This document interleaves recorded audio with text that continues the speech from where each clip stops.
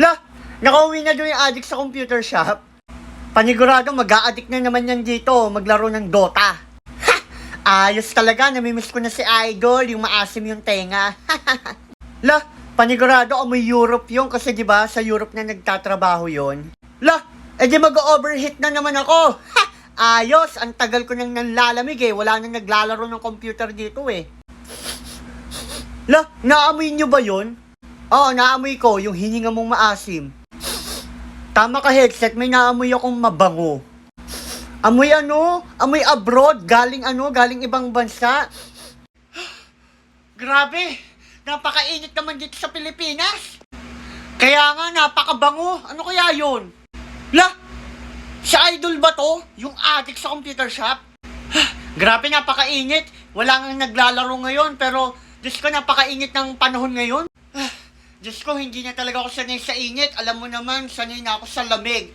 I'm a European guy. Sana naman may aircon dito sa computer shop na to. Makapasok na nga. La! Si Idol, oh! Si Idol! Ang baho naman na hininga mo, headset. Grabe naman, pati dito napakainit. Ano ba yan? Hindi ba nagana yung aircon nyo? La! Paano hindi ako gagana? 24 oras akong nakabukas. Kaya yan, nasira na ako. Anong klaseng aircon to? Ang init ng buga. Hindi naman aircon to eh. Hoy ate, pakipalitan naman tong aircon nyo. Diyos ko, sira naman eh. Hoy, wag ka maarte. Ay, akala mo kung sino sorry ka. Po. Lah, ang arte na nyo tong addict sa computer shop po. Dati nagtiti sa init ng buga ng electric fan. Ngayon, gusto lagi may aircon. Kaya nga, wala pa akong 2 linggo dito sa computer shop na to. Sira na agad ako sa sobrang init. Ate, palaro na nga lang dito, 1 oras muna. Diyos ko, hindi ako magtatagal dito sa computer shop na to. Napakainit.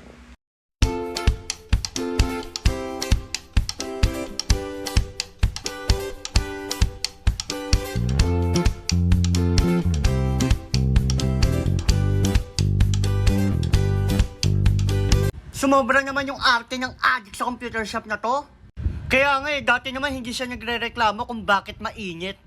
Siyempre, galing abroad si Idol galing sa lamig yan, kaya dang arte. Grabe, napakainit.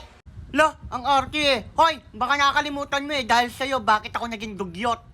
Tama ka dyan, Mouse. Hoy, addict sa computer shop, baka nakakalimutan mo yung chichirya na kinain mo last year, nandito pa sa akin. Kaya wag ka mag-iinarte. Ate, kailan nyo ba ipapagawa yung aircon nyo? Ang tagal niyang sira yan parang bago pa nga lang yung aircon nyo, sira na agad. Lah, dahan-dahan ka sa mga pinagsasabi mo baka hindi mo alam, 24 oras ako nakabukas dito kaya nasira na ako. Imbis na lamig yung binubog ako, napakainit na. Tubig! Feel ko may heat stroke na ako.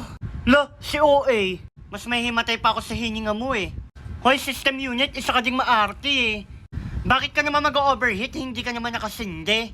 Dapat nga ako yung mag-overheat kasi 24 oras ako laging nakabukas. Grabe kasi init dito sa computer shop na to. Grabe, hindi ko kinakaya. Ate, paano makakapaglaro ng Roblox nito? Napakainit sa computer shop nyo. Magpatupit ka kasi! Ay, mahaba na ba yung buhok ko? Kaya ka naiinitan napakahaba ng buhok mo. Kaya nga, dapat magpagupit ka. Kaya ka nag-iinarte napakahaba ng buhok mo, yung batok mo pinagpapawisan na. Grabe, kaya nga ata ko naiinitan, napakahaba na ng buhok ko, makapagpagupit nga. Hello, andito ko ngayon sa labas ng computer shop. Dudukutin natin lahat ng mga addict sa computer shop, kaya galingan nyo. Okay, Boss Cappy, nag-aabang na ako dito sa labas. Sige, Boss Cappy, binuksan ko na din yung van natin para pag dinukot natin yung addict sa computer shop huling-huli. Hoy, 10 AM 25, extend ka ba ba? 2 AM na La, 10 na ako ate. Ang bilis naman, anong oras na ba? 2 AM na pala. Sabi ko naman kay mama, uwi ako ng 2 Tomorrow. Sige ate, out na ako. Papagalitan ako ng nanay ko Oh, mag-ready na kayo. 2 AM na, palabas na tong addict sa computer shop.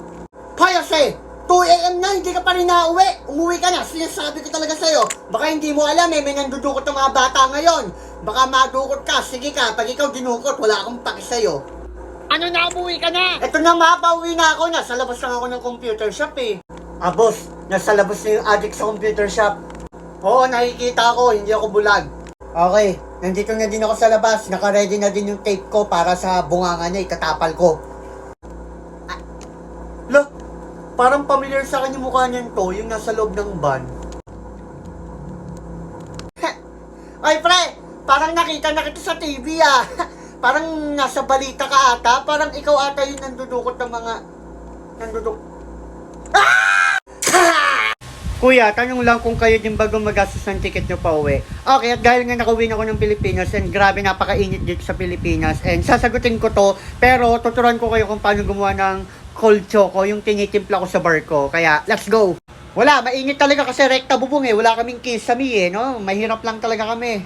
Pero at dahil naghihingalo talaga ako sa init kasi nga galing akong Europe and talagang yung nakikita ko doon puro yelo. Pero eto, napakainit dito sa Pinas kaya kailangan natin gumawa ng cold choco, yung talagang ice choco. And ayan, kailangan natin ng Nesquik, kailangan natin ng fresh milk, and of course, ang mainit na tubig, nagpapakulo na ako. And ayun, stay put. By the way, sa bar ko, ang ginagawa ko, hot choco kasi napakalamig doon. Pero dito, gagawa tayo ng cold choco. Ayan, gagamit ako ng cup noodles kasi dito lang ako magtitimpla kasi wala, baka ano, i-cancel nyo ako kasi cup noodles yung baso namin pero nagagamit namin to. Pero yung kada isang baso, dalawang kutsara. Pero at dahil nga 5 tao kami dito, 10 kutsara. Ang ingay naman ni Mami! Ayan, pinagre-ready na kasi ako ng yelo ni Mami. Thank you, Mami. Hi, Mi! Ayan, lalagyan ko na siya ng mainit. Huwag yung sobrang dami basta mag-melt lang yung chocolate niya talaga. Buti nga tinanggap ako ng jowa kahit cup noodles yung baso namin eh. By the way, hindi na kailangan ng sugar kasi matamis na to. So, kailangan natin ng pitchel and ire-ready ko na yung fresh milk. Ayan, shake lang. By the way, disclaimer lang, hindi po ito sponsor. Ayan, dahil nag-melt na nga yung chocolate, ilalagay ko na siya sa pitchel. So, ito, 10 kutsara to, kaya 10 baso ng fresh milk yung ilalagay ko dito sa pitchel. Ayan. Ayan. May natira pang buo-buo, kaya nilagyan ko pa ulit ng tubig. Pero ayun, wag muna tayo maglalagay ng yelo dito. Yung iinom lang yung maglalagay ng yelo. Kasi kapag naglagay ako ng direct jet sa yelo, natutunaw, baka tumabang. Ayan, 5 basong ganito. Okay. 1, 2, 3, 4, and 5. Alright.